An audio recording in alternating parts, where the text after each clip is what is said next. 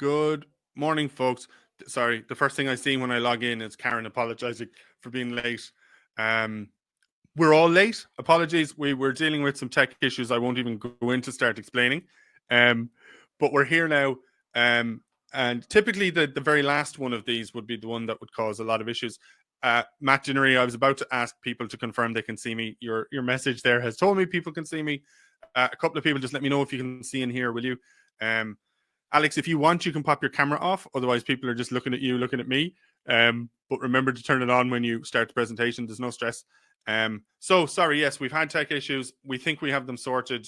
There will actually be 3 faces you see on today's webinar, hopefully. So Alex will be delivering his session on volunteers and their importance and everything.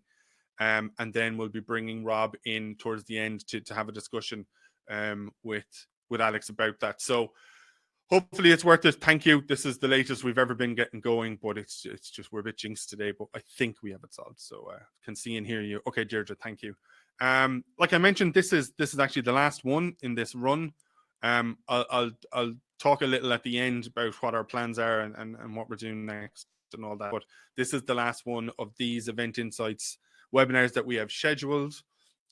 We have one other that was cancelled. Unfortunately, the presenter couldn't do it. We do hope to reschedule it, but I can't see it happening for a while. That's the laser safety one. So anyone who's waiting on that one, you could be waiting a little bit, but I do hope to bring you that one. There's kind of no point in trying to get a different presenter for it, to be honest. I've only ever worked with one really good laser person, and it's definitely him I want to do that. So we're kind of when he's available again, he's on a massive project. So when he's available again, we'll hope to bring you that one, even if it's just a one-off. Anyone who signed up for it, we can get in touch and let you know. Okay, stop. I'm going to stop reading the chat now because I can't be dealing with very sad that this is the last one and all that. I appreciate the sentiment, but we have got some plans. I'll fill you in later. So today's one, volunteering, something extremely close to my heart. I have strong opinions on volunteering. I have strong opinions on, I guess, how volunteers should be treated.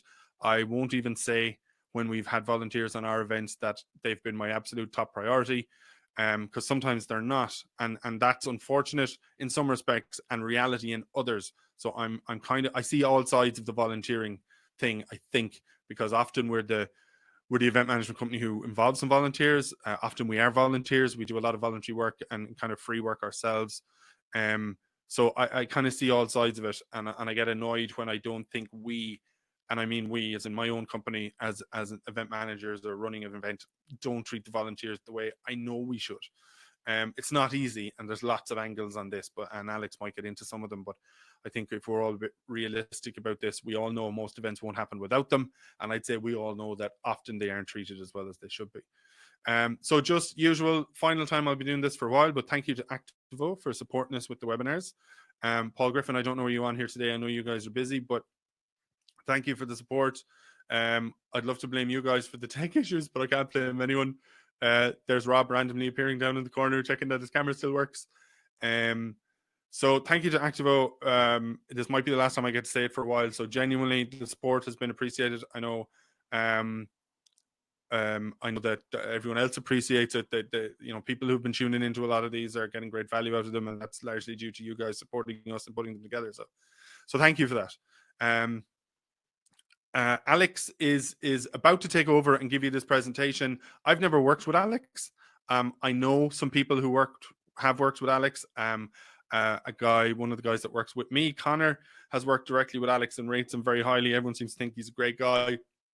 Really big on the volunteering thing. He's got a lot of experience in this area, and he was very quick to offer to do this session, and we're delighted. We're delighted, A, that he wanted to do it, and B, that we were able to get a rescheduled time for him, because he was lucky enough to get some work in that meant he had to go to a SAG meeting, a safety advisory group meeting, the last day we were supposed to do this. So we're delighted that we've been able to reschedule it, and it's a lovely one to finish on, I think. So Alex, if you're there, press that big green button, and let's make sure your slides are doing what we need them to do. And then once we know they work, what I might do, unless you jump on, turn on your mic and camera, Alex, as well, and unless you want to tell me not to, will I do that poll now really quickly? Will I just pop that up and Yeah. who's in the room. Okay. Well, first, can we just check? Can you hear me? Yes. Yep. And you can see me. And we can see you. Can people in the Yes! room please confirm you can see both Alex and myself currently? Someone please Oh jump my in there and God. shout and That let us was know. that was terrifying. That was Slides okay, absolutely camera terrifying. okay. And you can all hear us. No one is shouting. It's gone horribly wrong yet. Forgive us. This is a bit clunky, folks, but we need to make sure that everything is working because that's the morning we've had. Yes, it Two is. of you sound okay. Can see the two of you confirmed. Okay, I think we're good. So, Alex, what will happen now is I will disappear. I will turn off my camera. I'll turn off my mic. Like I said, trust that I'm here. If you need me, shout. If anything goes wrong, I'll just pop my picture on and appear. Other than that, until I hear you saying, right, we're going to get Rob in, and that's when we'll stop the slides and we'll all jump on and have a conversation then. But in the meantime, the floor is yours, as they say. But trust we're here and listening if anything goes wrong. Great. Okay. That's great. Thank you very much, Mark. Good luck. So, yeah, I'd just like to start off by saying thank you so much to Mark for persevering with my technology issues at this end. I'm still having technology issues. I had two screens. One's died. The microphone didn't work on one. So, yeah, it's been an epic start. So, volunteers are not cannon fodder. That's kind of an interesting statement to make, but it's true. And the reason I think that I chose such an emotive title is because I have seen volunteers used as cannon fodder, or certainly considered as cannon fodder. And the number of times I've been in an event control room when people have come up with the phrase, "Oh, we'll just send in some stewards." I can't remember how many times that's happened. And what they mean is, we haven't really got a solution for this. We don't have any staff from security or car parks or whatever. We'll just send in some stewards. And they don't really necessarily understand what that means. But the reason I'm doing this is that when the call came out for submissions a couple of months ago, I'd had several glasses of wine. And I thought, this is an opportunity for me to get on my stewards are people too soapbox. And alongside some really important things like site design, medical provision, insurance, crisis management, I thought it would be good to represent some of the humans who are involved in this. And in a lot of festivals, the steward department or the stewarding contingent is actually the largest number of people on site. And strangely, they are considered the least important people on site, or the least considered or cared about people on site when it comes to planning, provision, their welfare, all of that good stuff. But I've had a lot of experience in running festivals, running festivals, but started my life as a volunteer steward. And the reason I started as a volunteer steward is because I was trying to balance my karma, because I was working for a bank at the time, and I was working for their sponsorship and events department. So I was off doing things like the Six Nations or Glasgow International Festival, and I just felt I should be giving something back to the industry, which wasn't designed to make rich people very, very happy. So I volunteered for the greenest, hippiest festival I could find, which was the Big Green Gathering, and started off as a volunteer and had an amazing time. Had a really, really amazing time. And one of the things that really fixed in my mind how important stewarding was I got involved with the accessible area, and a lot of very good people gave a lot of their time ensuring that people with real sort of physical mobility and mental issues got to experience the festival. And it had been kind of thrown over to the stewards to do that, because there wasn't a department that really did it. And it was just a bunch of really good-natured, kind-hearted people giving of their own time, missing out on stuff that they actually wanted to ensure that the people they were looking after had a great time. And I thought, well, yeah, that's kind of balancing my karma from the chairman's cocktail party. This is what I'd like to do. So I got quite involved in stewarding from that point and set up a company called Green Stewards. And we did a lot of stewarding for big festivals, small festivals, community festivals, corporate festivals. And I'd like to say that they were all beautiful, rewarding and enriching experiences every time. However, that isn't actually always how it works out.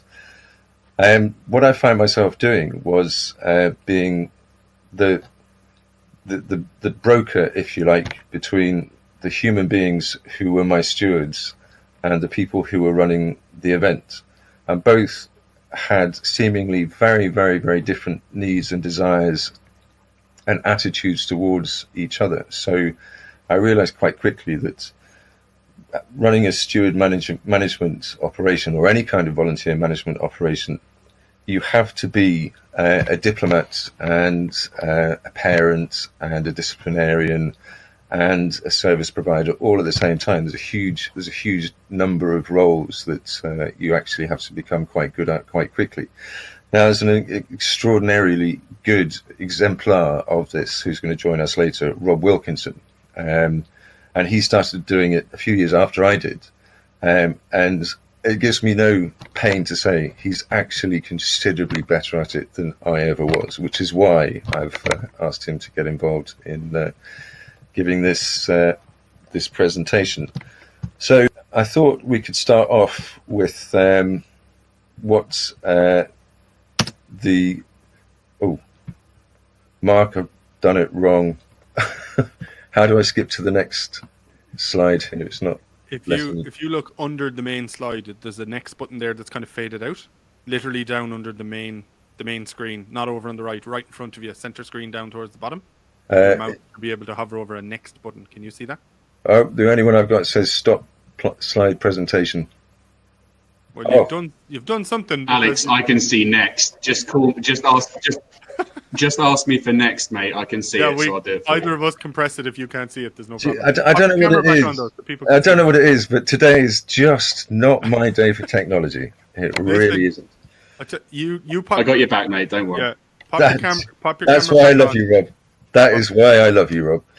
Pop your camera back on so people can see you, and one of us would just shout when you need the slide moved along, and one of us will do it for you. There's no stress. Great. But can you still see me, just to check? No, your camera's gone. Did you hit that magic button, or is it just Minecraft? I think the kids craft. It could be a Minecraft issue. Here, as long as people can see you, the sound has never gone yet. So as long as people can see you, we're good, or can hear you. So I'd say carry on. Don't worry about that camera. Keep talking. Shout when you want the slide moved. Rob or I will do it, and we'll get this done. There's no stress. Or is your sound actually now? Oh, you're back. No, we've lost your sound. What happened there now? Your sound is gone now. No, we can't hear you. Or is it just me that can't hear him? Hold on, Matt. Someone tell me, now that both pictures are bottom right again, is his sound? Can anyone else hear Alex? Or I can't hear him. Sound's gone. Yeah, no, your sound's gone now. It's like we can only have sound or camera, but not both. Would you want to try plugging it in? Oh, we're so jinxed today. Apologies, folks. Yeah, you can hear me, but you can't hear him. Fully understood. We just don't know what's going on. This has been all morning. It works for a while. It disappears. We thought we had this all solved. You can hear me, but not Alex. I can't hear him unless he's miming. He is miming, but just to me. I think that's him telling me he's going to send me a message now. Alex, I would suggest do the same thing again. Get out of the room, come back in again. Let's try that. In the meantime, Rob, if you're there, maybe I don't know, is it worth you talking to people about volunteers for a few minutes, maybe while we try and get Alex reconnected? You may well be trying to help Alex get reconnected, actually, now that I think of it. So, all right, folks, apologies for this. Thank you. Yeah, Rob is. Yeah, thank you. Rob's but yeah, on the phone. If you knock it on and off again, I'll be there. Okay, cheers. Yeah, Apologies about that, Mark. Alex seems to be in one of those places that I'm sure anybody that's worked at a greenfield site is very familiar with. Computer says no, printer says no, microphone says no, and everything else is saying no. So many apologies on Alex's behalf. He's going to use the age-old way of turning it off and on again. I must apologise because Alex only asked me to come and join as part of a conversation, so I don't have anything prepared. However, I can probably give you a bit of an introduction to what my experience in volunteer management is. I agree full-heartedly with the emphasis of Alex's title of volunteers aren't cannon fodder. My background before I set up My Cause UK was that I worked in the charity sector for the best part of a decade as a consultant volunteer manager for organisations, both corporate organisations that were developing community-based volunteering. I was at Oxfam for a number of years. I worked at Cancer Research UK and their events team for a number of years. And all the way through that, I observed a really interesting divide between the way that organisations engage with volunteers. And it was one little word that really defined that. It was just volunteers was pretty much the way that most corporate organisations or most staff-led organisations would refer to volunteers. And it really frustrated me in many respects to see that people were looking at a massive resource, volunteers, people that would give their time for free to support their organisation, their business, their community, their beneficiaries, whatever it was.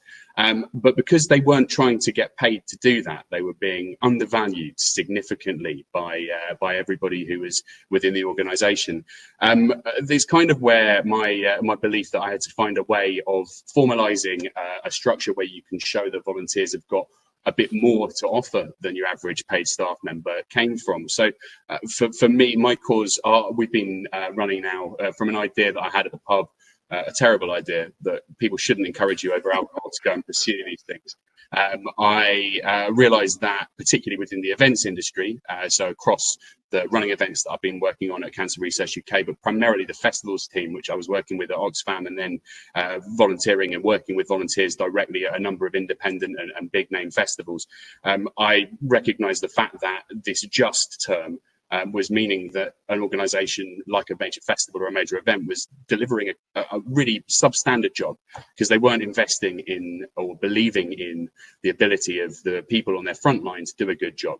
And Rob, at that stage, were there, I'm always curious about this, were there examples of festivals and events who you feel were doing a real good job in this area? Or as an industry, were we all kind of fairly shit at looking after volunteers? I mean, I would never say to a room full of event managers that they were shit at doing their job. But you know, the reality is there was a variance, and I think that it came from a core, and it was the same in the events industry as it was in the charity sector, in my observation. An organisation that began volunteering normally does a better job of engaging with volunteers than an organisation that begins with a corporate structure and then uses volunteers to support their activity. So my experience, the perfect example of that, Oxfam, which started by a bunch of trustees, governed by trustees, charity sector, has volunteering at its core, do a very good job of engaging with volunteers on the whole. Whereas at Cancer Research UK, a bunch of scientists who had needed a lot of funding to research fund to be able to do that, engaging lots of volunteers, weren't necessarily at the time as good. And in the festival sector, which is where I've really cut my teeth and earned my stripes, again, smaller, more grassroots festivals often do a better job at in seeming to engage with volunteers than your larger organisations or larger festivals with more people. However, you've got to look at the quality of the engagement. And there's a big question here. Some are doing a better job. However, they're not scalable. So if you've got a 3,000 or 4,000 person festival that's built around a local community arts delivery, you can bring a network of people that have pre-existing relationships in to deliver well. However, if you put 2 zeros after it and want to make that a 60,000 or a 600,000 person event, that model won't scale. And so I think that you've got to look at the fact that some are doing a good job and some aren't. But the core of everything I ever say whenever I'm asked to talk about volunteering is get in the professionals, man. Like, you wouldn't get the guy that does the litter picking to book your headliner on your main stage. You wouldn't get your security guard or your head of security to cook the crew food. You know, you go and get an industry-leading professional who is an expert in what they do, and you'll be surprised at what value that delivers to your overall event, both in terms of the reliability, the quality, but the experience of everybody involved in it. And it's what my big flag that I always wave is that here at my cause, all we do is engage with volunteers, both independently and from the charity sector, and deliver them in well-supported, well-briefed, well-resourced and cared for teams to deliver high-quality customer service for clients. And it's something that people, when they think about volunteers, they think about a free resource. If you consider anything in the world, if you look at it as a free resource, it either gets exploited, underused, misused, or doesn't have the impact it could do. You need to invest in volunteering. And from the conversation I had with Alex previously, it was clear that his push of this was very much that he believes that operations teams need to up the resourcing of their volunteer support or their steward support. And for us, we're a cheat, we're a bit of a hack. You don't need to do that. You can engage with us off the shelf to do it. So that's kind of my start for 10 in terms of yeah. I think it's interesting because, again, and I like to be honest in these things. I think up until a few years ago, maybe just around when we started our own business, running events and managing events, did I become aware that there is a professional structure that exists around volunteers and volunteering. I mean, I think I've seen that Stuart Garland is in the room. Stuart, if you're there, hello. Who's involved in Volunteer Ireland here across the pond where I am. And again, we've worked on many events with Stuart and his team. And I think if you can shift your brain to understand that they are a valuable resource, and often, and I've no qualm saying this, we have found diamonds within volunteer cohorts, hey Stuart, that have had such impacts and been able to do such significant things on events that they weren't there to do. That's just what they do, or they have a skill.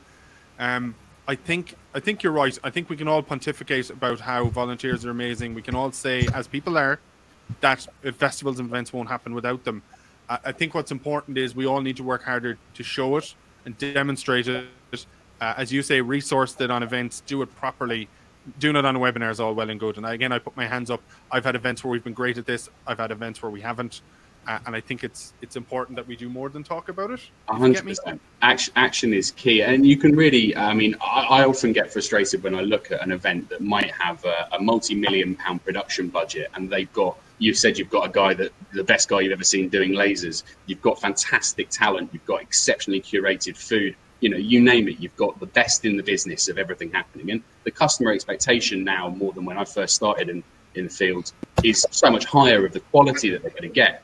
And some production teams invest heavily in their pre-prod, where they'll write enormous briefing docs, 80 pages of fantastic information, which is completely unintelligible if they don't engage with the people that are trying to deliver that customer service lived on the ground. And I think that you're right. People need to invest heavily in it, but that you can really tell who is typically by getting to an event and asking the first person parking your car or the person who's giving you your wristbands, asking them about the event. And if they go, I don't know, it's not my job, you've obviously managed to miss that investment having the impact where it counts on the front line. I think Stuart's made a very good point there, and he knows how anal I am with English. So I believe I must have used the phrase used to use volunteers. And his point is, that's a bad word, the word engaged. And he says it's only language, but that is a part of it. And he could well be right. And he knows I'm anal with language. So that could even be it. It's the language we use around engaging with, and even using the word engaged instead of used or utilized or whatever. Alex, can you talk and hear currently? I can see you. Can you hear me? Yes, we currently can. Thank God. Should we dive right back into slides and try and No. I've got a better idea. Now we've got Rob and you and me on a screen. I think I'll go through my slides, and we'll just have a chat about it, and we'll just have a guided chat, because I think it's going to be much easier if it might be that the number of things on my screen is what's causing the problem. But anyway, I joined. Let me make you the bigger person on this screen then, because you're leading things. Well, that's very kind. Thank you so much. I can disappear if you want, and it can be no. Mark, having you here is great. When you're on the screen, things don't go wrong. So let's just stick with what we know. Right. Well, you take over there then. Okay. So I'm on to basically. I was moving to slide 2, and I think you were discussing some of this while I was away.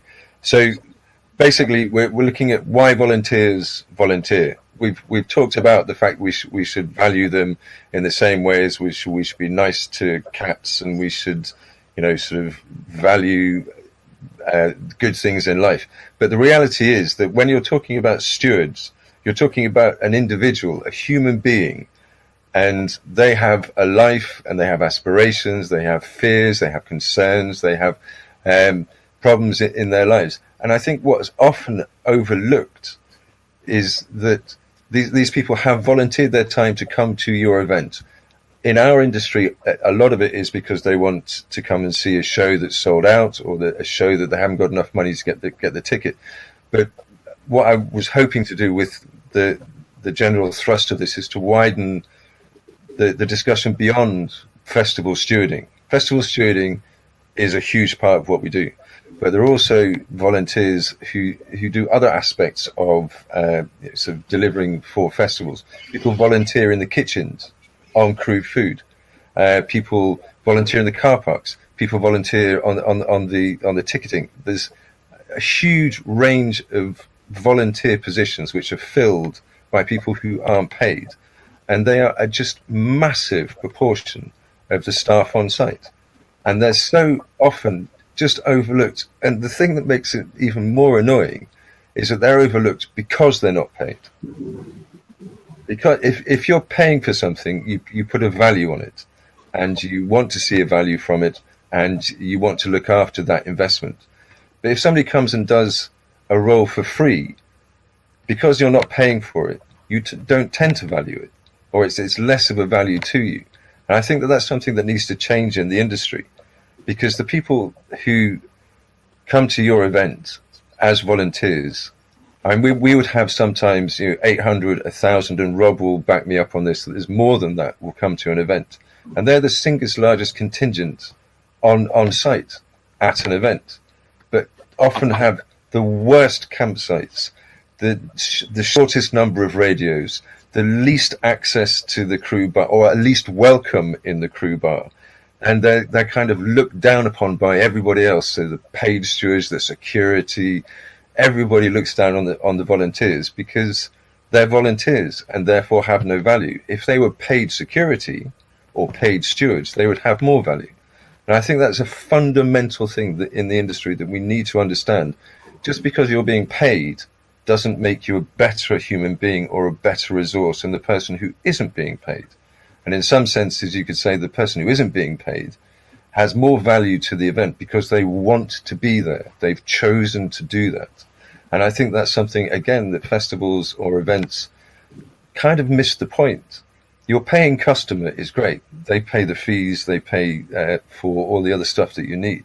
But your volunteers are giving you money, giving their time to help you achieve your event. And why should they be valued less than the people you're paying for? While we're in this panel discussion mode, over to you, Mark. How do you feel about that? Rob, jump in there. I can see you jumping. I mean, it's interesting because beyond, I can hear a reverb echo. That's awful. Sorry. Beyond looking at the context of money versus non-money, volunteer motivations you hit on there is super key. Like one of the key things that we always talk to clients, so festival or event organisers, about is the fact that you can hire your security firm to pay 11 quid an hour to get a bunch of non-SIA stewards to do the jobs that are on that roster.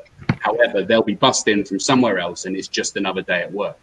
Plus, the people that you recruit to take on that job, with the huge amount of respect for the industry professionals that do this, and I have been one myself and I respect it, there is a certain style of grafter that is attracted to 14-hour days doing the same task all the way through.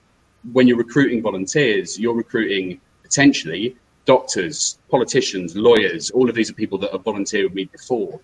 People that are bilingual, multilingual, people that have got a vast range of diverse cultural experiences, but the thing that unifies them. Karen mentioned on the chat just before that she'd done some research into volunteer motivations. We do a lot of that at my cause. It's one of the things. I'm a bit of a data geek, and I love to be able to dig down into why people do stuff.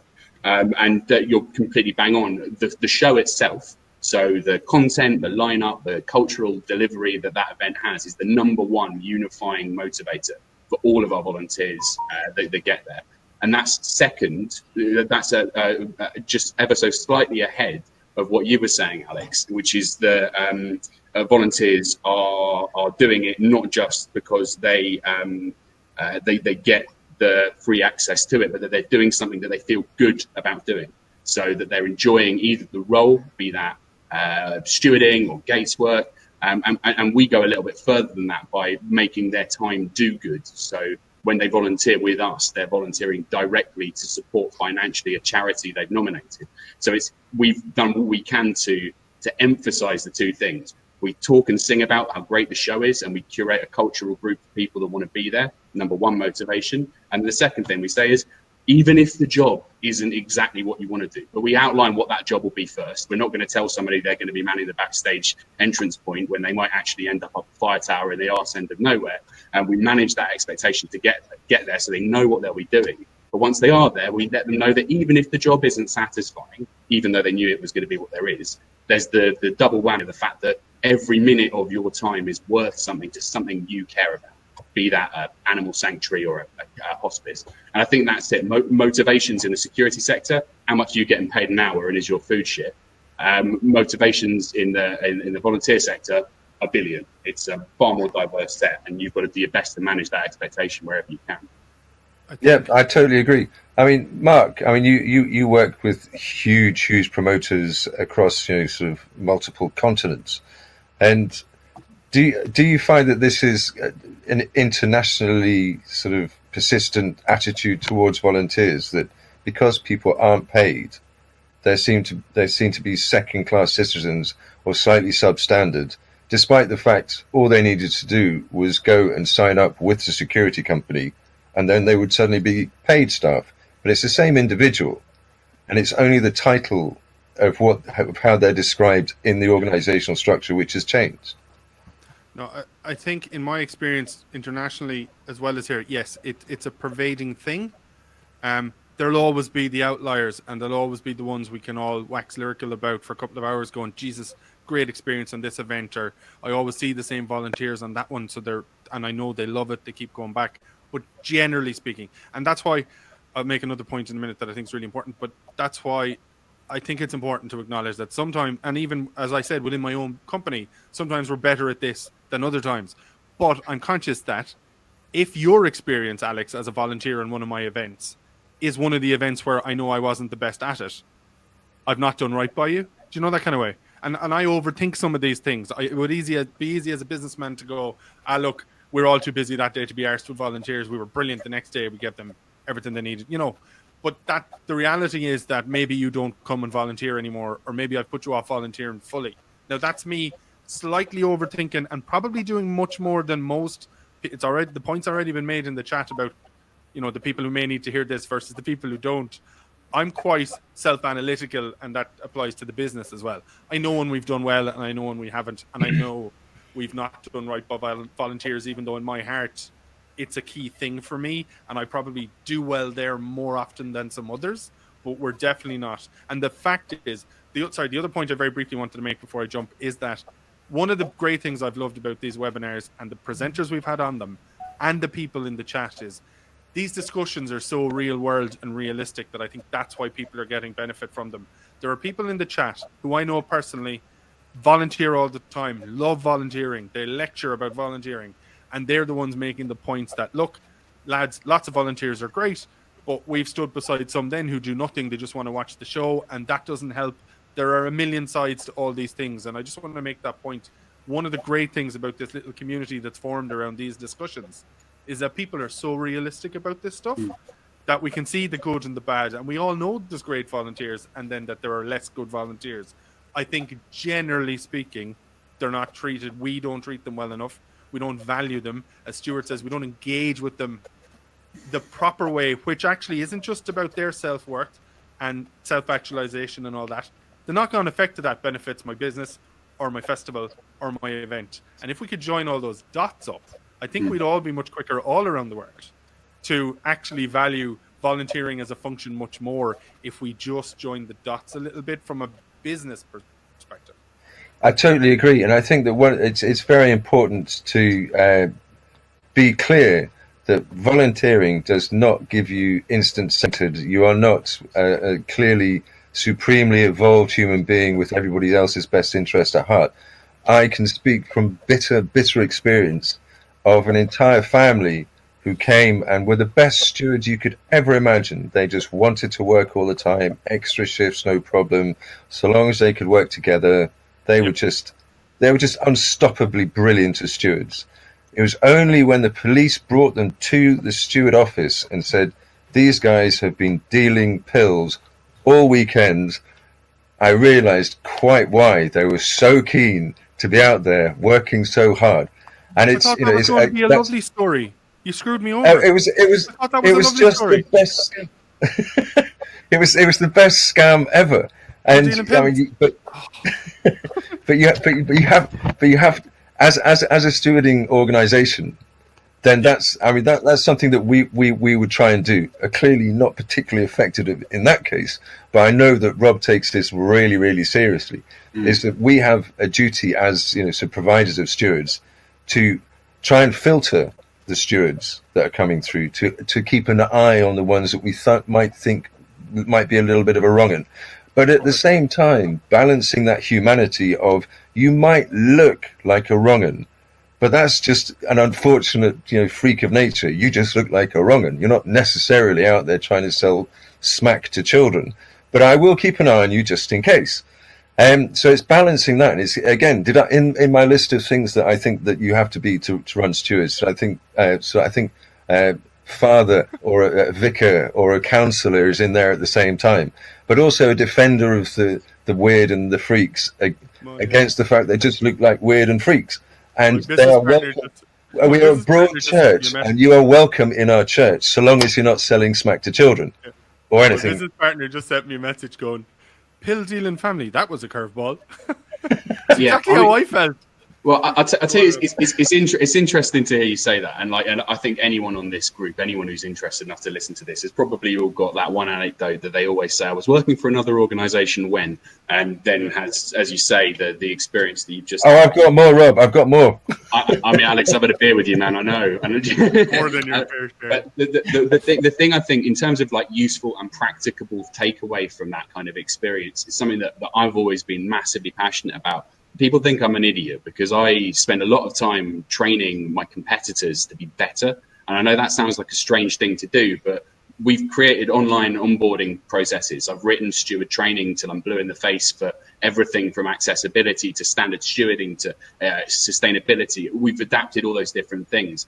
And I've got absolutely no trouble with imparting that knowledge to competitor organizations for exactly what you said, Mark, which is if someone has that one day where they come to your event and you're just like, pause to this, I've got a bit of a hangover, I've not got enough energy, and you don't have, I call it emotional capital, you don't have enough emotional capital left to share with that volunteer, then they have a negative experience of volunteering, and they don't care if you're pink, high-vis, orange high-vis, green high-vis, whether your organization is X type of an organization or Y type of an organization.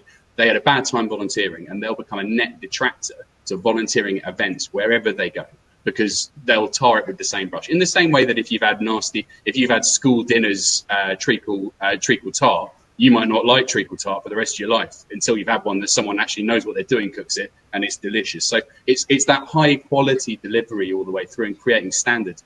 And the key to that, I think, is, you know, you asked whether there are some people doing good and some people doing bad provision of volunteering. That grassroots-led style, it doesn't offer itself well to scale up. And a lot of shows I've worked on, and I've been with a number of shows, so for example, Boomtown, I've been working with them on and off for 10 years. They've gone from a wee show to an absolute, you know, one of the biggest indie shows out there.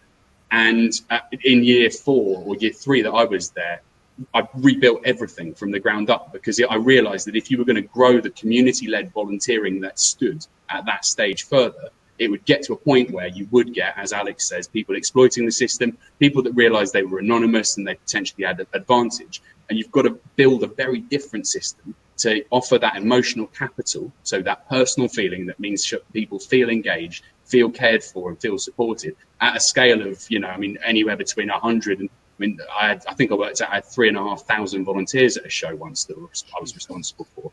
And you've got to have infrastructure to do that. And it all boils down to the beginning. Set an expectation, train them to deliver the expectation you've got, maintain a mutual benefit between both the volunteer and the show. If someone's taken the mick, you've got to have a dismissal process. But if somebody has been told that they're going to have a particular type of job or a particular style of work or a particular set of breaks, and you're not delivering that, they also need to be able to talk to you and go, you told me it was going to be one thing and it's another, and have that resolution. And I think that is something that all event managers that I've spoken to always say they're most scared of when it comes to volunteer management, is that in-game negative feedback that they have to react to that isn't their priority, and therefore they don't want to ask the question and don't want to find out about it because it could derail the overall event if they did. But it's simple enough to build those systems, and the outcomes are, you know, we have nuts levels hit rates. We get like 90. I think I had just under 600 My Cause volunteers at Boomtown last year, and I think we ended up with 2 of them. There were about 5 people that were poorly and had to go home. Other than that, 2 of them absconded without doing all 3 shifts.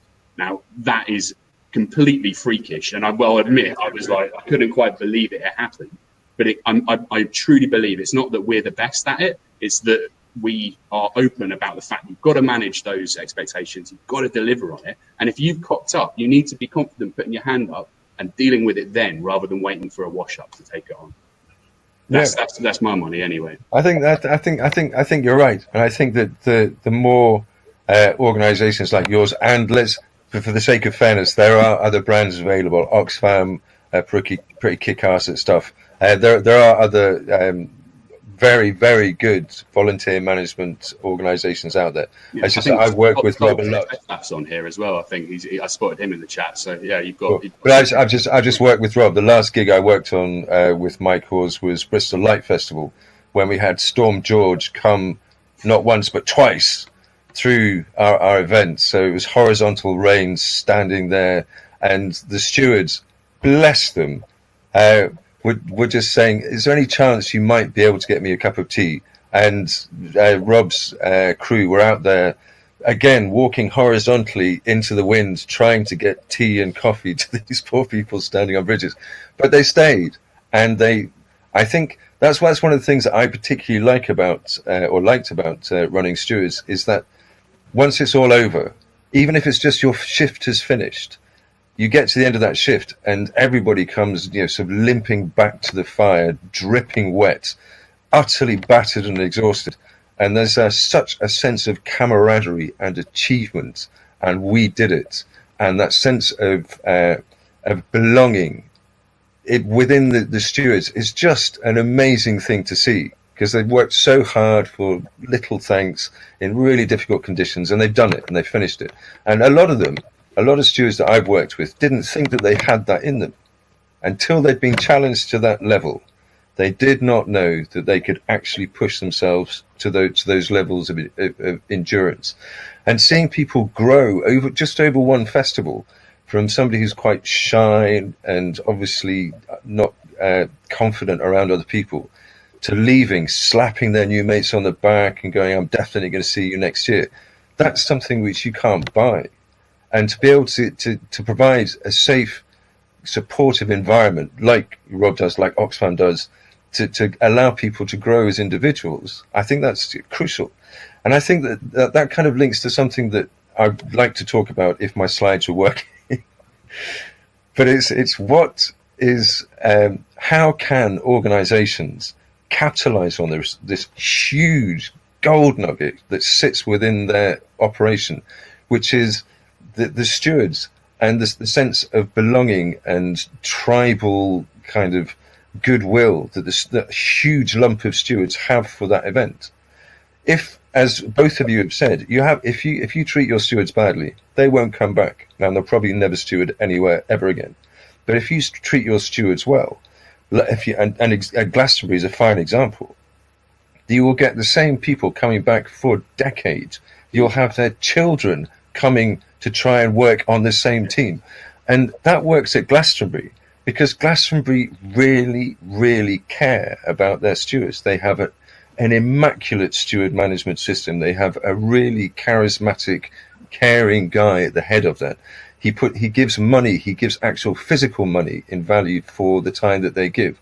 And the Glastonbury stewarding system is one of the best examples of how to run stewards I have ever seen. So the question then arises, why aren't other big international festival organizations or big standalone events, why are they not trying to emulate or at least imitate or develop that same kind of sense of belonging which does so well for Glastonbury? Why is that? I don't get it.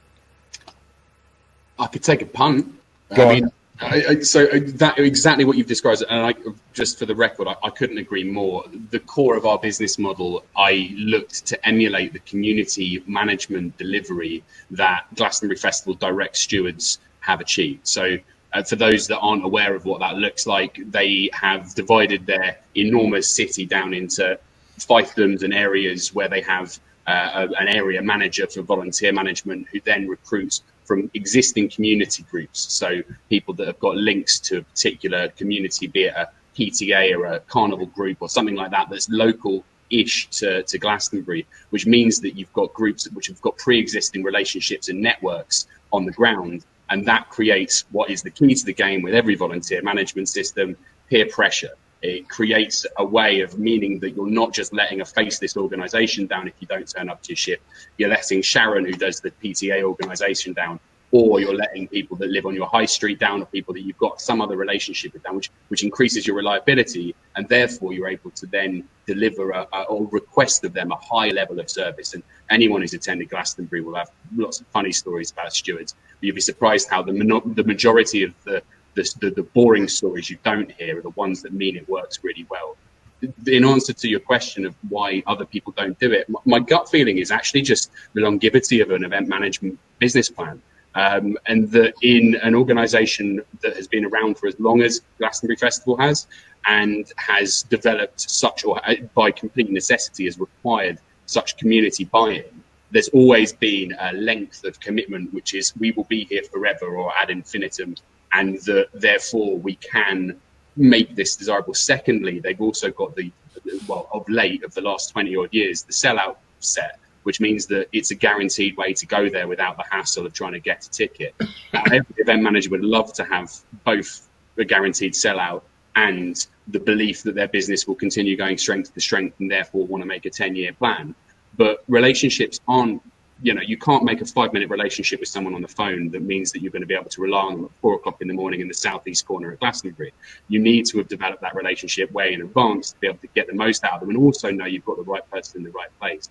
So my feeling is that we look at an event cycle either quarterly, annually in the festivals industry, and that most of those business plans are only financed for 3-5 years in terms of investment structure or return in order to be able to break even and return on it. And that means by necessity, you're only ever looking for a casual relationship. I don't want to use volunteer one night stand, but they're only ever going to be in one door and out the next, and you don't need to hold that relationship. Whereas at Glastonbury, those guys know the pass system. I think there's 146 different variant passes at Glastonbury before you go into the random different wristbands you get to get you into the really fun places. The people that are sitting on those gates know it because they've been doing the job for 10 years. And they will be doing that job for another 10 years because they really enjoy the job. If you're running a new festival or one of our normal clients, they don't have that longevity. The chances of getting that bloat back next year is quite low, and we all know that. We see an average volunteer lifespan of 3 years with us. And I think the reality is that people see it as a barrier. Why would I want to make that person well invested for a 3 day or 3 shifts? Whereas Glastonbury have gone, well, we might have them for 300 shifts because we're going to have them and then their kids and so on and so forth. But again, it's just my money on that one. No, and I think, no one intended to wax lyrical about Glastonbury coming on here, but it's just such a good example. I've only ever worked there once, and I have to say, first of all, 4 o'clock in the morning in the southeast corner is definitely where you want all the help you can get. Yes. It's also where you can get it as well. Yeah, that's true. But I have to say, and it's funny, it was a memory that only came back to me as I heard you guys talk about Glastonbury. I was working up in the park at the time, and there was serious flooding the year I was there, and I got called to head to a newly indicated flooded area. By the time I got there, a group of volunteer stewards had cobbled together what isn't what any of us as safety people would ideally design, but 100% worked. They had cobbled together a system of blocking that flooded area so the punters wandering, not paying attention, wouldn't suddenly find themselves in it. And they were doing it in such a jovial and fun way that it actually later became a slight challenge because it was too much fun and it was causing a bottleneck. But you're right. I later discovered that those particular volunteers, the majority of those 8 or 10 I dealt with for that incident, I think literally the majority of them had been there for years and years and years. They could have told you, if we get rain, this is where the flood's going to happen. And they were half ready. They knew where stuff was. They knew how to deal with this problem before it would get through radio channels and I'd be dispatched from wherever I was at the time. And that's the kind of value that you love to see from volunteers, but again, does not happen by accident. Like that doesn't probably happen year one. That's, as you say, you build a system, you build an environment, you build a culture that people love. And over time, that's how bought in they are to an event, you know? It's like the same with so I also run a staffing organization because I recognize the need where you've got to bring in people that have got specific skills from the get-go, as opposed to an open and equal access for anybody with the ability to understand the role and want to take that on. But anyone who's worked in recruitment or anyone who's worked at any sizable company recognizes the fact that if you've got someone on a temporary contract for a number of days, weeks or months, you are not as likely, or most organizations will not provide them with the full onboarding that a full-time employee gets. And that's purely because the investment return is low. And so when you're looking at people who are offering opportunities so with us, our standard models, 3 8-hour shifts is actually a lot lower at one-day events and so on and so forth. People would ask the question as to why I feel that it's a valid investment to ask somebody to give me 3 or even 4 hours of their time ahead of them doing 1 8-hour shift at a day festival like British Summertime. And my answer is the same, is that's just the first festival they're going to do. If they have an enjoyable time and that they enjoy doing it, they'll come back and do it more. And that it's a no-brainer for me, because even if they don't volunteer with me, but they go off and work on one of Alex's shows or one of your own shows, or anyone's show, they'll go off with a better understanding firmly of not just what to do bread and butter, but what to do in case of an incident or an emergency. And, you know, I'm a big believer in the fact that we as volunteer managers, and I say that across a group of people who I'm sure will engage with a lot of volunteers and staff, need to stop looking at our little fiefdoms and the one event that we do, or the one group of events we do, or the one client we work for, and protecting that situation. And we need to start thinking about volunteers' journeys as being much wider, progressing to other events, maybe taking that into the third sector, and particularly with the climate, the change in employment situation for so many people at the moment in the world due to the fallout of what we've been seeing at the back of COVID. There's never been a more important time for those that have the correct skills to openly share them with volunteers, to take them to new organisations, be that to support NHS or community groups, because that training and that upskilling is super important. So it's a brave step, but it's one which is a practical action I think anyone who's engaged with volunteer management can do, which is not signing off your training based on your event budget, but thinking about the bigger picture. Are you still going to be in events in 10 years' time? And would you like that person still to be aware of what you taught them then? Yes. Well, you're doing it for the whole team, and it's an industry-wide thing we can push up. So I think I could not agree with you more. One of the most rewarding things that I ever did, and probably will ever do in the event industry, was during the 2012 Olympics. There was a site that had been set up and funded and given loads and loads of grants to become quite a substantial event site. One of the conditions from the local council for them to do this was that they had to engage with the local community. So I was brought in to help develop a stewarding contingent who would end up as paid stewards at the end of the gig. But I thought we'd take it one step further and say, right, okay, what I'd like is I want to work with all of your homeless people. I want to work with all of the people who are long-term unemployed, all of the people who've got residuals, kind of drug issues. Basically, I want your scrap heap. Give me your scrap heap of people, and we will give them the chance that nobody else seems to want to give them.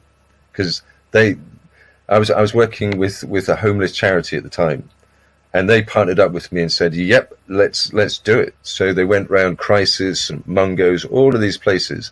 And anybody who showed any glimmer of interest in doing this we brought along, and we got them involved, and they were a rum bunch, a very interesting room of people, as you can possibly imagine.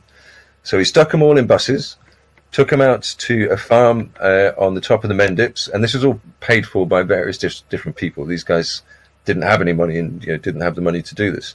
So we got them all tents, and we put them through a spectator training safety qualification. And it was a condensed thing over 3 days over a weekend. But at the same time, we got them rebuilding stone walls, or introduced them to coppicing, or helped them to do felt making. So we took them out of their environment, put them into an entirely different environment, made them into a group by necessity, gave them a purpose, and also educated them at the same time.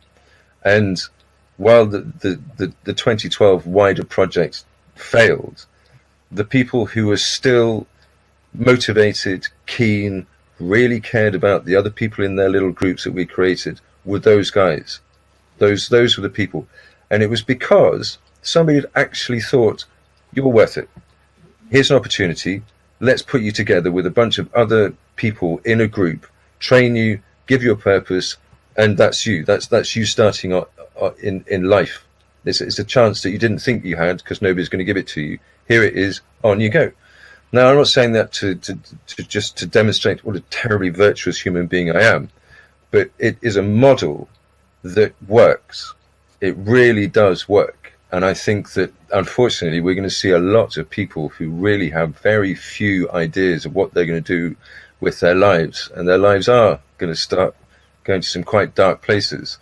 And I wonder if the event industry is one way where we can start gathering those people together, building them into cohorts of effective units of people with a purpose, as we did in 2012. And as Rob is describing now, there is a power in community, and stewarding at events is a great example of community. I couldn't agree more on the community vibe there, Alex. I think you're right. I mean, my background in volunteering directly has led to the fact that my dearest friends and the people I feel like I'm closest to as an adult were people I met volunteering as a young man. And I feel like there is anonymity which is provided by mass volunteering provision. I just need to define that against bespoke volunteering or individual volunteering, because you've got opportunities where there might only be 4 people engaged, and that is very personal. But actually, if everybody's wearing the same tabard and there's 100 of you, you're able to be whoever you want to be. I'm a steward, but actually I'm Rob and I'm really into this sort of music or that kind of culture or that sort of art. And a campfire or a social space, a tea urn is where we usually hold everything around. That space of getting a hot drink, everyone is equal. And that's something that doesn't happen in the real world very much. I think you're right in saying there's power. And I do dearly very much hope that that we are able to get to a position where mass volunteer teams are viable as soon as possible, because I think that a lot of the conversations I've been having of late are ones where control measures are definitely being flagged up as something which are going to be needed for us to get our industry back in gear, and that everybody knows that often that is staff or volunteering, and that certain groups will say volunteers are no good, you need to use staff, creating potentially prohibitive budgets.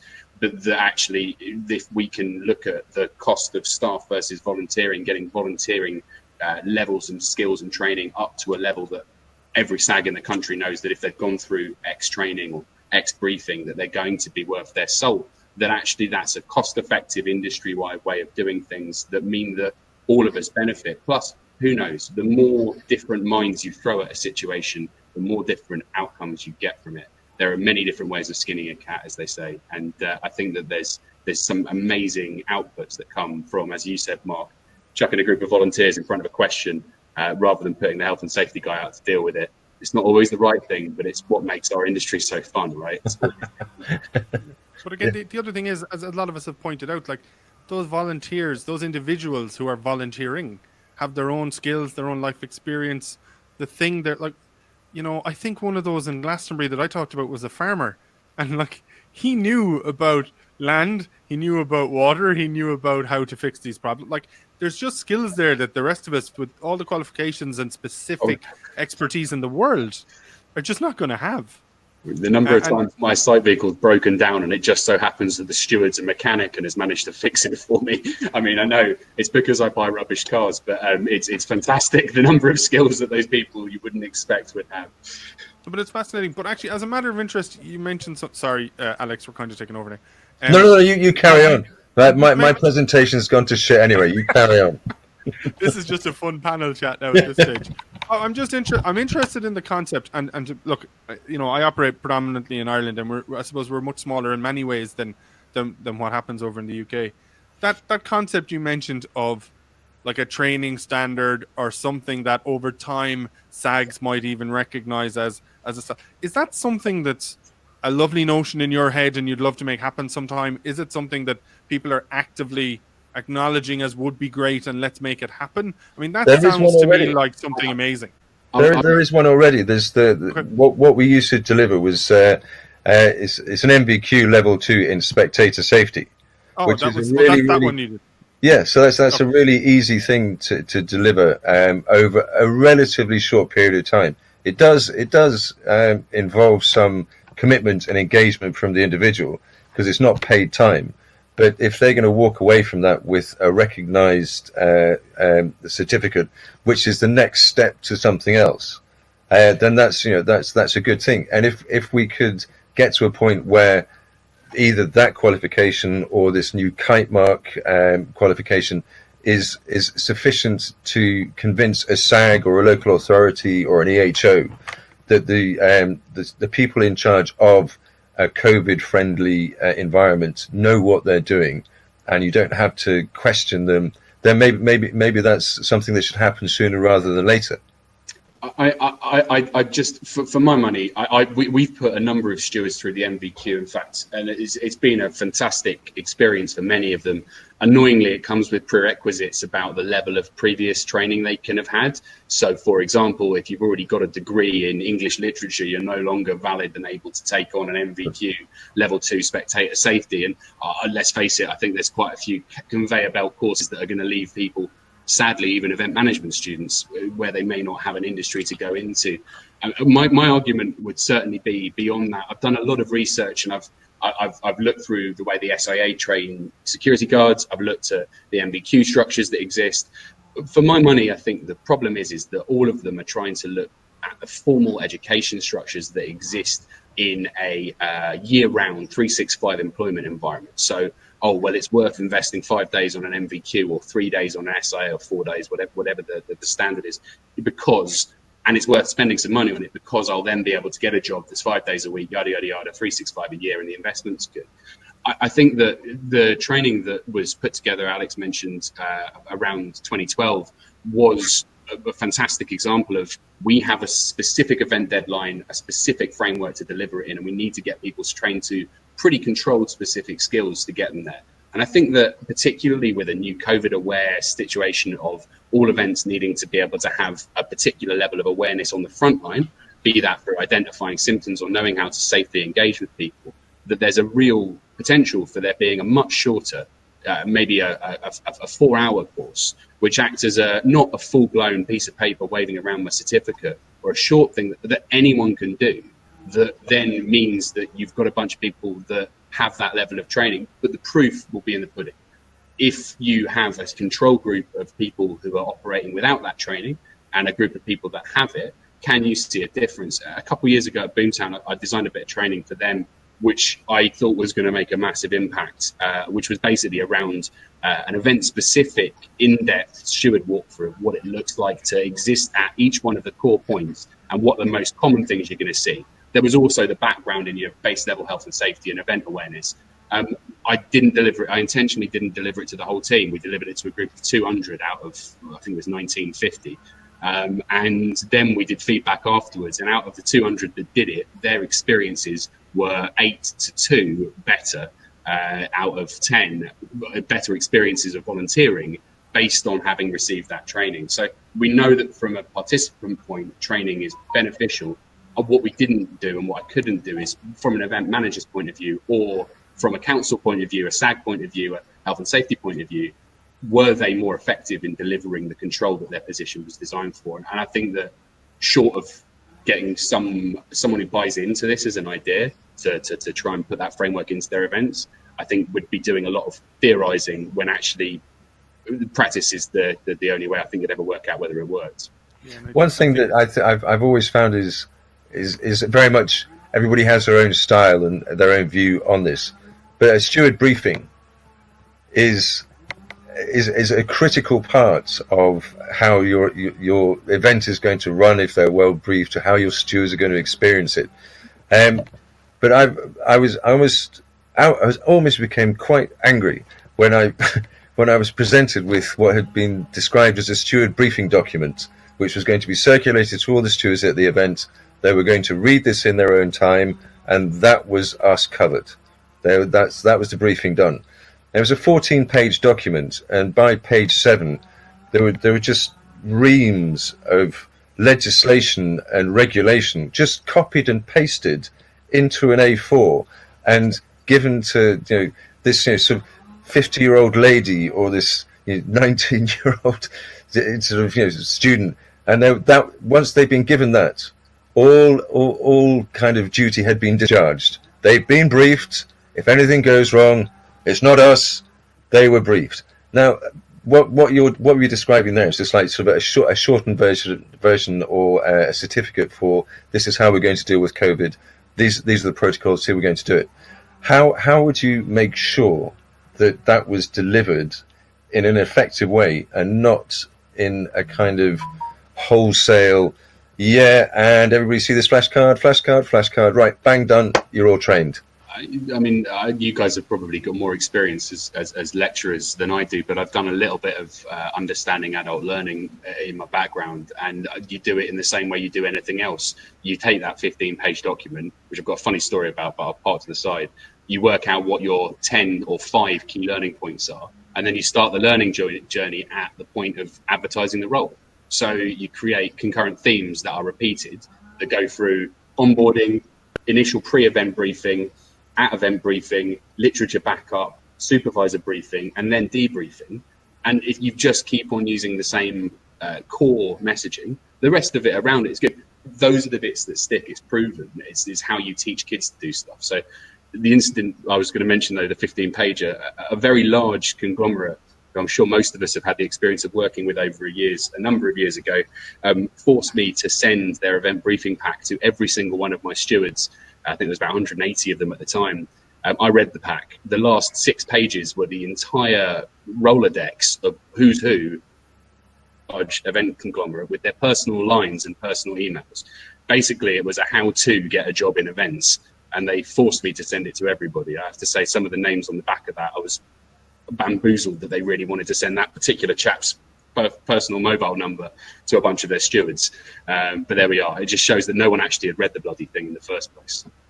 No, but it's interesting because we all, again, talk a lot on other topics about the importance of briefings and getting that information across and making sure people, all staff, are armed with that information. And I've been involved in events, maybe not running them, but I've been involved in events, and actually maybe running them too, now that I think of it, where the briefings, not even just that the content is different, because I think sometimes the content will be different, and that's your example there, Rob, is an extreme one. But just along those lines, there are things you maybe don't add into certain briefings for certain cohorts of staff. I get that, but just the care, the standard, the thought process that went into the different briefings, it's quite clear when you're working or working at an event or involved in an event where the volunteering side of the house is viewed completely differently. And instead of literally starting with a core briefing that forms part of what all staff get, and then adding on the bits for different cohorts on top of that, like someone was just, and the irony here is it was probably some volunteer or some intern was probably tasked with, oh, here, put together the training for the stewards, will you, for the volunteers, because we haven't done it and it's in 3 hours and no one has time. And it's that attitude, and it's that kind of vicious circle of, balls, we haven't been better at it this time either. We need to get it flipping done, or send it out. Sure, it's, text it, email it, send a link, done. That has a place. And I'm a firm believer that technology, or lads, click here, everything you need is there. That function has a place, but it has to be as part of the overall wider system You know, is it there to support what they've already maybe learned in a different way? Are they there as the cue cards because they've already had their actual briefing? So this is to just reinforce what they've learned. If your idea is a couple of interns throwing up a load of information onto some portal or some website somewhere and then just giving people access, I hope people don't find out that's not sufficient when something's gone horribly wrong. But from what we're talking about and just valuing volunteers and stuff, you know, that done a day or two before the gig, that's not going to make anyone feel too valued. You know what I mean? But I think it's also when you're doing the steward briefing, when they arrive on site or before they're going out to ships or whatever, that's your very last opportunity before they start representing you and the event to impart in them a number of really key things. One, you are really important. You really are important. We honestly couldn't do this without you. So know that. You are surrounded by people who equally care about your personal welfare and well-being. Know that. And it should be fun. You're here to have fun. I want you to leave this tent and go and have the best time you can possibly have. So it's not necessarily all about the information about where gate 3 is or where this wristband gets you.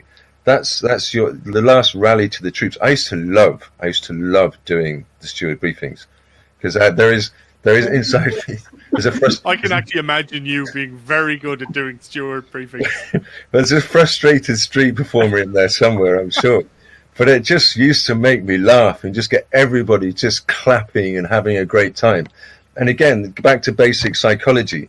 Is if you get people walking out of a room, slapping each other on the back, going, yes, this is going to be awesome, then they start their day thinking that they are doing something brilliant and great, and they're going to be rewarded, and they've got this massive crew. Suddenly they're part of a crew.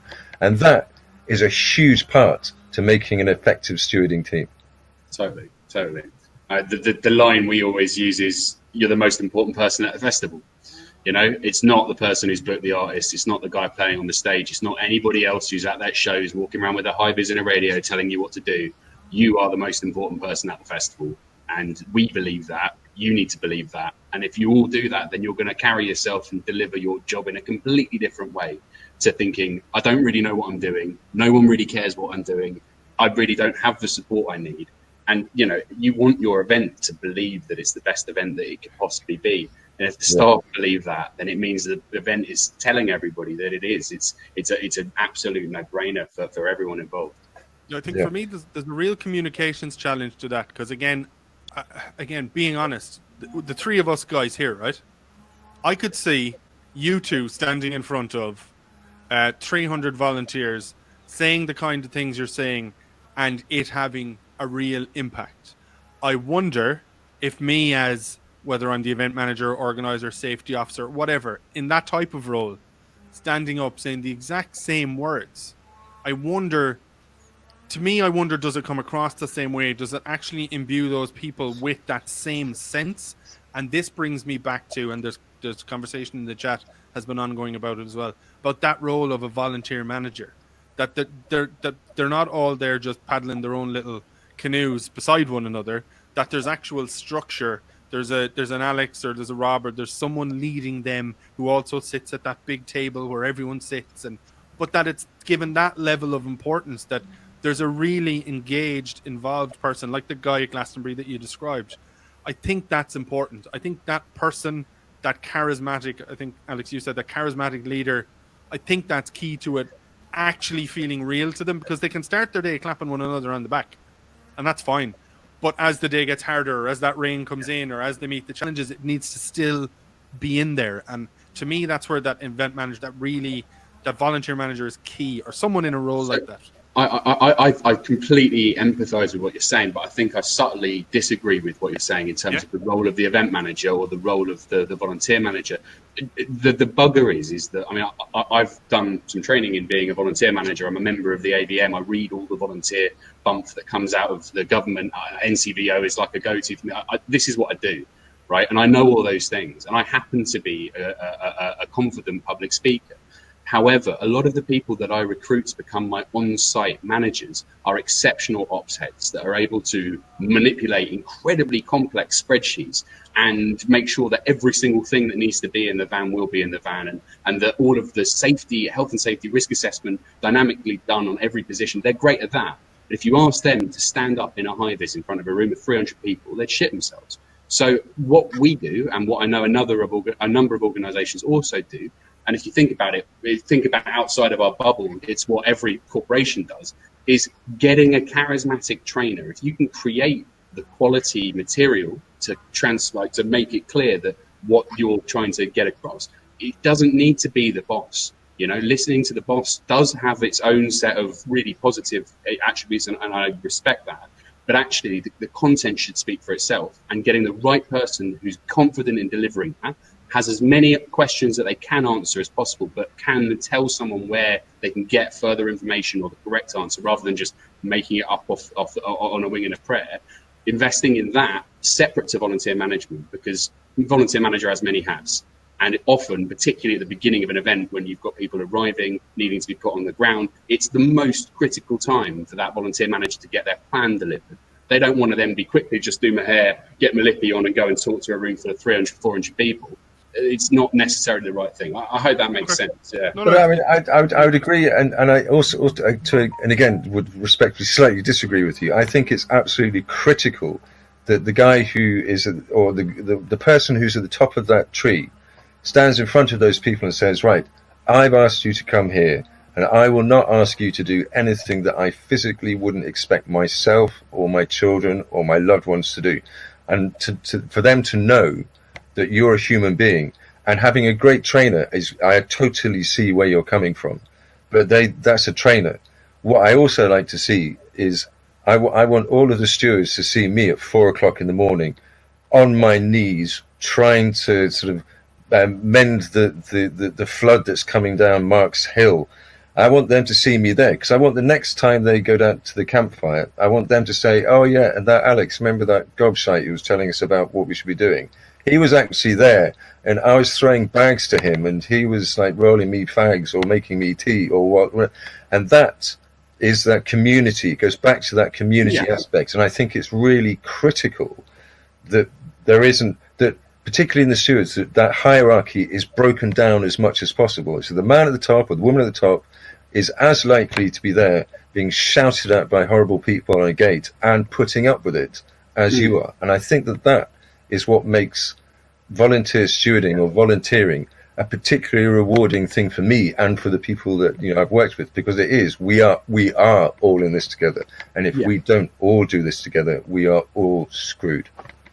Yeah, I don't disagree at all with never asking anyone to do a job you wouldn't do. And I think, Alex, both of us have earned our stripes of... I've seen you do it, my friend. That wasn't direct. Standing in... You make rubbish tea, by the way. That wasn't the dig then. But I guess the thing is that at the core of our business, and I think at the thrust of what Mark's questions have been, is industry expansion beyond our little fiefdoms. How can and what advice can we give for scale? And I mean, I made a decision last year to, wherever possible, take myself operationally out of being an on-site manager and leader, and effectively taking a silver role or potentially a bronze, depending on the scale of the outside of agency within our own delivery. Because we would have, I mean, last year on one given weekend, and it makes my heart break to think that it was last weekend, I had nearly 2,500 people on 5 sites in 3 cities. So we had that number of people out there, and there's only one me. And when I started, there was only one me doing it all from my bedroom. And it's really flattering and really lovely to hear you say that when I started out, I don't necessarily fully agree that I'm as best as I can be in what I'm doing at this, or that I was better than you were, because I watched you do exactly that, lead with a complete dynamicism and have such a personality to drive people forward. I saw you get people to do stuff that I didn't think was possible. Now, I needed to replicate that to be able to make sure it would happen. And that's why I really thought that the belief in the quality of the content is key.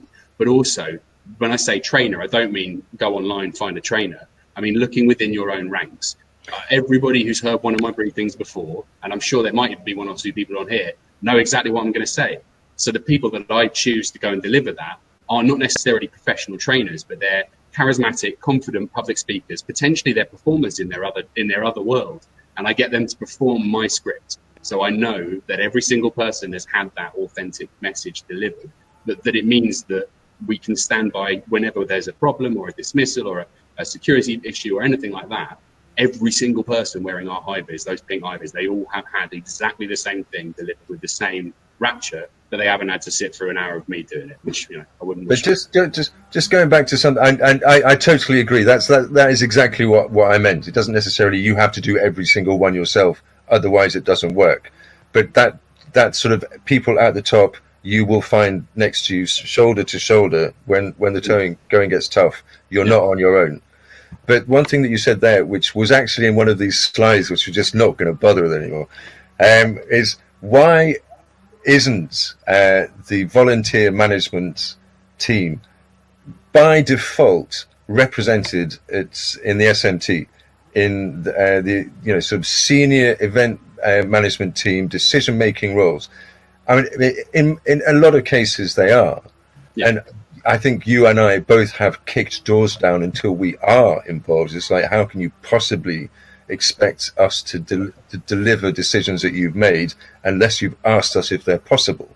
It's part of a prevent tender. We don't actually work with clients that won't invite us to some level of an ELT or a senior event briefing, because we have had the experience of being told to do something, and it's like watching somebody untrained wielding a tool they've never used before, when actually if you've got the person who built the tool, owns the tool, maintains the tool, and understands exactly how to use it sitting in the room, even if they're a silent partner and they listen and do their part, which is what we tend to do, when a decision's made that's not appropriate, either legally, safely, or just in terms of it being a good idea, full stop, we're part of that conversation. And it's been something which we've had very little pushback on, because we're offering free expertise with the product. For me, I mean, that's the way it has to be, without getting into any philosophical discussion about who places value on volunteers or not. If they form a significant cohort of your deployable staff for any reason whatsoever, you need to be at that table, and you need to be privy to those conversations. And again, unless someone's had personally a specific bad experience with you or with you from another business, I can't see any reason anyone would push back against that. Like, if I'm up there as a safety officer or running that event, I want everyone who's in charge of any group of people that could quickly be of use to me when I might need them to be in that room, or a representative from them to be in that room. So I mean, I think it's kind of a no-brainer, but I would imagine I can think of people who would probably push back, because they're just the types who, not volunteer specifically, but they want as few people as possible in that room, and it should be locked down. And like, that's no crack when you have to make tough decisions when there's only 3 people with you. Yeah. Tough decisions with 10 engaged, useful people with you, much easier to make. Totally agree. Now, I don't know who's actually running this presentation anymore, but shall we just have a look at any questions? Because we've been going a while now. Yeah, well, I'm conscious of time because it's now 20 I know we started a bit late, but I would do what I tend to do on these things around now would be to say, if anyone does have burning questions, throw them in now, because we can't stay here for another hour. We can do another 15-20 minutes, really. We've never really gone past the 2-hour type thing. Now, I'm all for people getting value, so we can stay. There's no problem, but I know people have to go places too. So if you have a burning question, please throw it in. And what I will do, I'll actually turn on that ask to speak thing, which lets people turn on their mic and camera, kind of, Rob, the same way you ended up in the room. And that's a functionality we use on these sometimes. And if they're very keen to get their question answered, quite often they'll go, oh, let me talk. I'll definitely get it answered. I mean, I have said this on pretty much every webinar, I think. This one, and the way we've ended up structuring this, has allowed me to watch the chat more and actually appreciate it more. This is definitely one of those where the value in the chat and the things people are talking about and the way they're helping each other and bouncing ideas off each other is significant. So what I'm going to do, people are so engaged in this one that I'm definitely, when I send on emails afterwards, just I'll giving you the slides that poor Alex didn't get to do, but I'll also send on the chat log, so anyone looking for we found a way to export that chat log so it's actually usable and readable. So I'll send that on for those of you sending me messages asking, because it's quite good. Someone has made a good point there, Andrew. It was a general question thrown out to the room, but I'd like to get your opinions on it from both of you. I'm intrigued. I suspect everyone on this webinar gets it with everything with volunteers. Then how do we get this message across to the event organizers and promoters, etc.? I mean, you two guys have spent years literally trying to do that. What have you found works? Someone else did reply saying, I have found pointing out how insurers might be happy to see it. You know, there's always that angle. But what have you guys found works? Or is there just a natural progression within our industry that the value is being appreciated? Or are you still kicking down doors going, we can help here, please involve us, do it right? Well, shall I? Because I'm not as involved in the hands-on, because Green Steward stopped 4 or 5 years ago. So at that time there was it was a voyage of kind of opening doors and trying to get people to understand that the volunteers who used to make tea or whatever 10 years ago were now in critical positions because they'd been evolved to replace paid staff who were expensive. So, we'll just stick some stewards in there. And it was that kind of shift from, the volunteers just like sort of fanning around and don't really do very much, to suddenly we've got volunteers who are in mission critical roles, who are in safety critical roles. But the value that was put on them as a result of what they're doing hadn't changed, because it was still the same people running the event who'd been getting tea from these people 10 years earlier. So when they heard volunteer, they think tea lady. Yeah. So getting that moved and changed was difficult, and demanding a chair at the table at the ELT was one of the things that we did. And then making it clear in any SAGs that we would demand to go to, quite what we did, quite how large a role we had in the safe being the operative and really key word here, safe delivery of an event. If you took the stewards out of an event, you wouldn't have a safe event, because you don't have the number of bodies required to actually deliver that, unless you go full security, which makes it prohibitively expensive in most cases for a festival. So that's one of the ways that I've tried to show the value of stewards. If you look at, I think I said right at the beginning here, every paid steward hour that you're not paying for and replacing with a steward is a tenner. So if you've got 100 stewards all doing 3 shifts at 8 hours, that's X times X times X pounds that you haven't had to pay. Now that should give you a seat at the table, because if you take that away, suddenly your event doesn't necessarily make financial sense.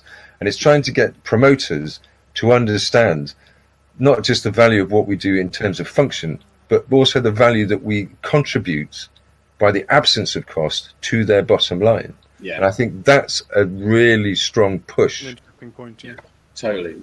I mean, for us, it's been a slightly a similar thing. The first thing I'd say is, if you truly believe in something, don't stop talking about it to everyone you ever meet. And that's been something that's probably annoyed anyone who knows me, that I am quite evangelical about the importance of valuing volunteers properly.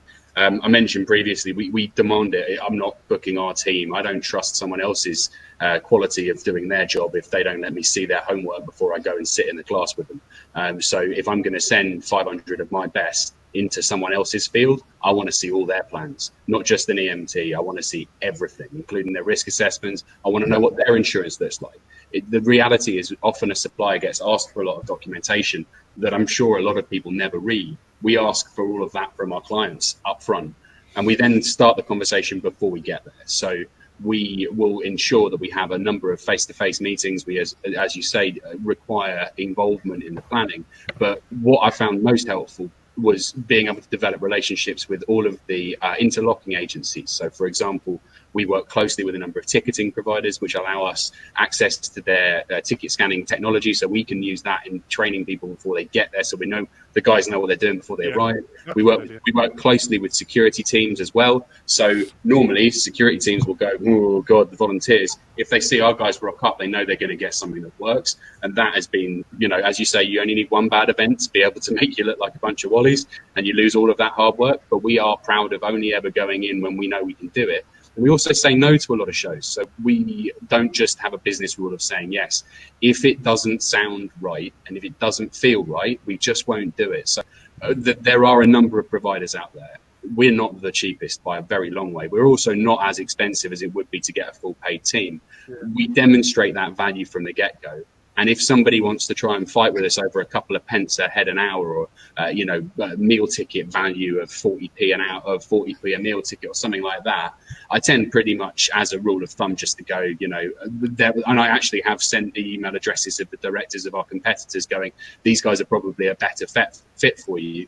The reality is, we're not the best necessarily. We're always learning and getting better, but if you choose to work with people that don't respect your trade, you're never going to feel like you did a good job. So making sure you pick that you're working with people that respect your trade, and if they see your trade as a nil skill, demonstrating through your skill set and your added value that you're actually better than it. And then the best one is trying to catch them on site, watching one of your guys doing a good job and going, it was worth it, wasn't it? Or sharing feedback with them on the day after. I genuinely feel like the battle's already done, but I've found it much easier in the last 2 years for that to be our position. When we were first setting out and we were an idea with a bit of good experience and some backing, it was very different. And I am a little concerned going forwards, if I'd be lying if I wasn't to say it, that with the potential loss of revenue and income from ticket sales and reduced numbers, that budgets are going to be pinched, and that people think, well, we can get volunteers for free somewhere else. I would really implore anyone in this group that are providing services not to enter a race to the bottom. If you don't finance a volunteer team well, they will not be delivered safely. And if we're in a race to the bottom in competition with each other, then what happens is all the good work we did up until 2019, building really safe environments that were really fulfilling for a huge range of people, all of that will go to shit. And we really trust that we need to be, as a collective, as volunteer managers. I think someone who mentioned that they're setting up a network for people to talk. I would love to be part of that. We need to be confident that we're not selling our trade secrets and acting as a unit, saying volunteers are good. You will have a good experience if you engage a well-resourced volunteer team. Your event will be better, it will be safer, but you can't cut corners on it. You've got to play the whole game. Yeah, I think that's a sentiment that's been echoed all across the business at the minute. And in conversations I've had with colleagues and competitors and everything, that there is this, we're all trying to keep businesses going. We're trying to keep people paid, roofs over heads and all of that. And there are going to be some tough decisions to be made about reducing prices and taking gigs just to have something coming and all that. And I get, and because I'm in the situation, I understand paying mortgages and bills, and we're all under that types of pressure. Some people's pressures are larger than others. There's definitely an industry risk, that not just on the volunteering end of things, but that we're going to race slowly or quickly towards the bottom in some respects, and we'll undo years and years of good work. And to be honest, like it's on a bigger picture and a macro view of it here in Ireland, we're not many years removed from the event industry being seen as a bunch of cowboys.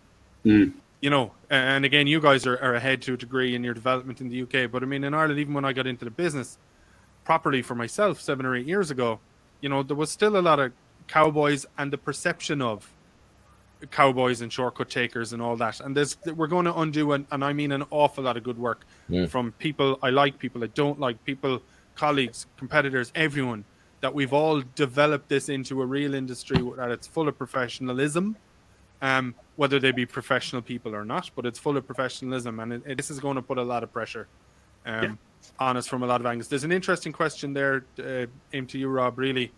How do you balance this is about your briefs and your scripts and making them engaging and stuff. So how do you balance making it engaging and exciting for volunteers while also getting across the important health and safety, security aspects, especially on, say, their first couple of shifts, and they might be inexperienced or they might be new to that event or new to that site? I mean, I guess we acknowledge there is a balance to be struck there. You can make it fun and engaging, but the essential core point is to get a message across and give them information. Yeah, for sure. I mean, I think I probably mentioned it when we were talking about that training just a little bit earlier, in terms of the idea of stripping back your briefing. Every event manager has every single line as a control measure, and each one of them plays part of a bigger picture. That's true of everybody. We're all proud of the work we've done. And nobody wants to delete a line or a paragraph or a page or a picture or a slide, whatever it is, because I did that and it's important because of these reasons, and it's got this interesting anecdote that brings it to life. It's the case for everybody that does any kind of training, right? So being really brave about looking at the role that person is doing, not having an off-the-shelf volunteer briefing, but exactly what is it he's doing or she's doing. How long is she doing it for? What are the really, I hate it on websites when you get FAQs. No one's ever asked that. Why is it an FAQ? The same sort of thing happens when it comes across your briefing. You've got to look down your list and go, okay, 26 points the clients have sent me, 15 points I want to get in, 35 minutes before they go opening gates. What are the 5 things that are most important? And how can I set my shop out with those 5 things, go through the things that are most relevant to the role or specific to the site. If you turn up and you're doing the rain and it's, knee-high water, make sure you're telling people to, look out for that. If it's a scorcher, same set of things. You just make sure you chop and trade. But make sure that you finish up on those 5 points. And then as a manager, I then go around and have a conversation with people in situ, asking their understanding of the context in which the brief was given. So if you've told somebody that they're working on a traffic point and they need to be aware of the different colours of vehicle types, that's secondary to not standing in the way of the lorry. And if you get there and they're standing in the middle of the road in the way of the lorry, you let them deal with the lorry, pull them to the side and go, cool, guys, briefing, let's just talk through it. Tell me what you believe you're meant to be doing. And they'll go, red ones are this, green ones are that, yellow ones are that. And you go, you missed the point, man. The most important part of that briefing was do not stand in the way of a lorry because they might not see you and they will not stop. You're doing a great job on the passes, but we need to remove you from that. It makes them feel good. It makes them do the rest of it. But it's why a briefing isn't what you say to someone. It's what you've prepared them with the role definition, in what you've told them about arrival, what you say to them in a briefing, and then how you reaffirm that learning. It's not rocket science, right? It exists in all forms of training. I think that one thing that we've tried and works really, really well is I'm a great believer in, as you rightly say, simplicity is key. Don't give people a 13-page document and don't give them a 4-hour briefing. A briefing should have simple stuff in. It is about keep yourself safe first. If you're on the ground under a lorry, you're of no use to anybody else. So make sure that you're keeping yourself safe. Look after the people around you. Some basic stuff about radio protocol, chains of command, conflict management, de-escalation, all the generic stuff you can put into a briefing and make kind of fun and engaging. And the high-level safety stuff you can chuck in there as well. But when it comes to each individual steward point, every single point will have its own tiny little facets. And those facets will dictate what level of hierarchy you have of which safety is most important or which area is the thing to be concentrating on. So what we used to do, and I'm sure you do this as well, Rob, is write post-specific briefs, which would be given to the supervisor. The supervisor would then go through that brief in a much smaller group, which allows for loads of questions, and then nail it to a wall in something which isn't going to disappear, give everybody a copy, make sure. And the other thing which worked really well, and I'm sure, again, this, Rob, something that you do, is like when you have a shift change, we would go around, we would send a supervisor to say, right, can you now brief your incoming team on what you're supposed to do, which reinforces what you told the first lot, makes them confident that they've done it right, passes it on to the next group coming in. And again, you're empowering this group of the tribe to feel that they're in control of their lives and they care about each other. And that sort of helps you to nail the really key important safety stuff, because people tend to care that Bob, who they met at the fire last night, doesn't walk in front of the truck. So let's make sure we tell him, because he's a really nice guy and it's his round tonight and I want to see him tonight. So those are some simple ways you could do it. Yeah. No, I think that's a valid point. I think as Rob, as you said, like there are accepted, understood methodologies for training, for teaching, for getting information into people's heads. Volunteering as the function, it's no different as such. There are things that we know work, and I think it's to Sorry, I'm reading the chat. People lost picture. Yeah, hit reconnect. Yeah. That's the magic number. So again, a lot of elements that can be applied to what we're talking about today already exist, have been proven to work. We're not reinventing a wheel by trying to empower volunteers to have what they need to be good at the roles. One of the things I think has been my observation has been a volunteer manager is often the entry route to the industry as a whole. So it's one which is considered to be low skilled, easily learned. You've just got to be good with people and chatty and be quite good at happy and know how to use a spreadsheet. And actually, as a result of that, the number of lifers, I can count. Alex, you've retired, man. It's not the same without you in this really small cell of maybe like 10 people in the country that this is all we do. And that we are a group of people that have made it our professions, but that at festivals, particularly when it's short term, you might get a volunteer manager that's been hired at, I don't know, 100 quid a day for 3 days pre-show to build a spreadsheet and send a few emails, and then turns up and goes, oh! They don't know that there's training methodology. They don't know that there's available resource. They've only been hired because the person who's hiring them doesn't really give a monkeys about the quality of the work they're delivering by the way that they've engaged them and the briefing they've had. And I think that, it's much cheaper to do it. But like you were saying earlier, Alex, I kept on thinking what my nan used to say is a stitch in time saves 9. If you invest up front, you stop the thing breaking later on.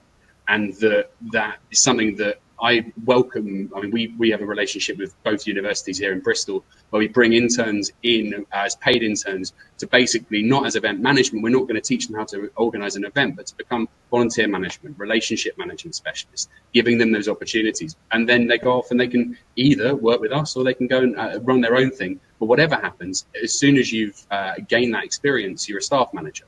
And I think that's something that's really key, is that we didn't talk about it today, and I'm pretty glad because it's a bit of a Pandora's box about the legalities of volunteering, and it's something that obviously I keep on the forefront of. Another webinar. Yeah, exactly. But the thing is that that's it. If you're not an expert, you are more likely to fall into a hole where if you get HMRC or you get one of the employment agencies turning up, you could end up getting your event shut down because you can't afford 20 grand a head for non-compliance. Yeah. So it's being open about those risks, and it usually helps people. Alex, are you still there? Investment. I'm still here. I've just lost my. Your camera's gone. I'm just those gremlins are coming back right at the end to haunt you. Jesus. It's okay. We're gonna wrap up anyway. Rob, can I just say? Sorry, actually, first, Alex, can I say that I haven't seen your slides and your presentation. I don't think anyone in the room has lost out on anything by those being full of gremlins and you not being able to do them.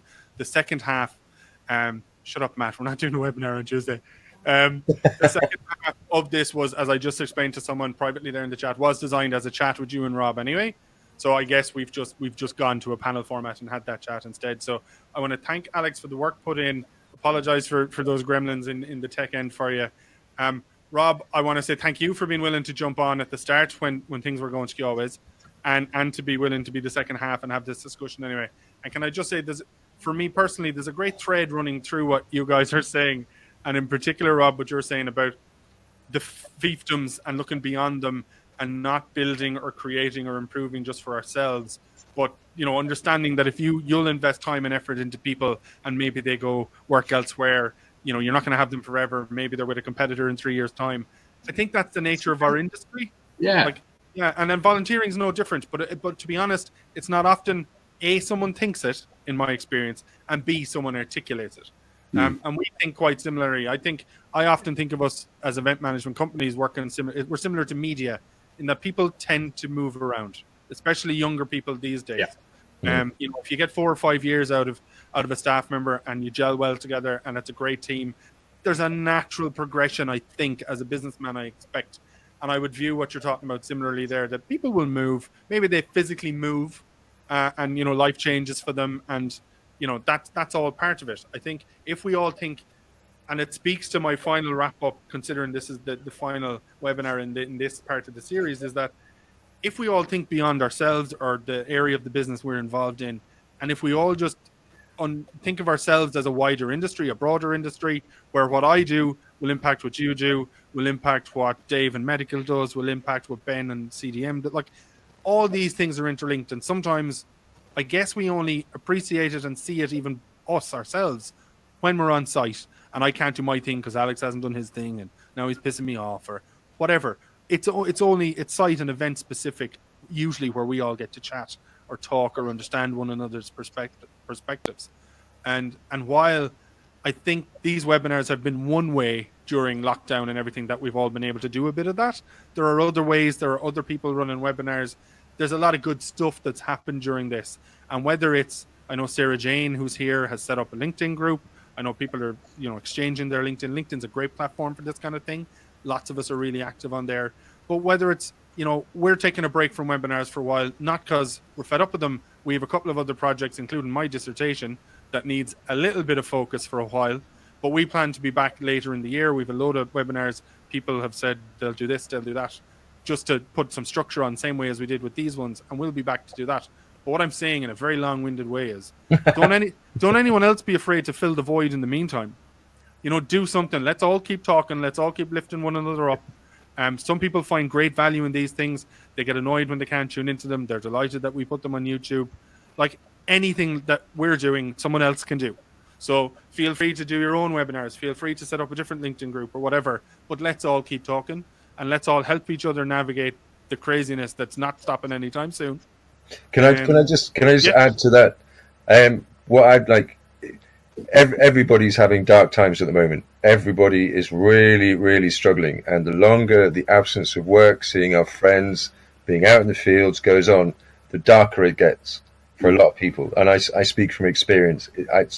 It's been quite a dark time for me over the last few weeks.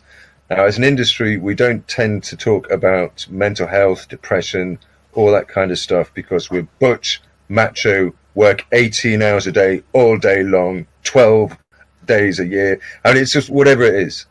But the point is, this is hard. Our industry is known for mental issues, depression, all that kind of stuff already. So if you haven't heard from somebody or haven't seen them active for a week, 2 weeks, whatever it is, just give them a call. Just make sure they're okay. And let's just take care of each other. I mean, really take care, look out for each other, because this isn't going to stop.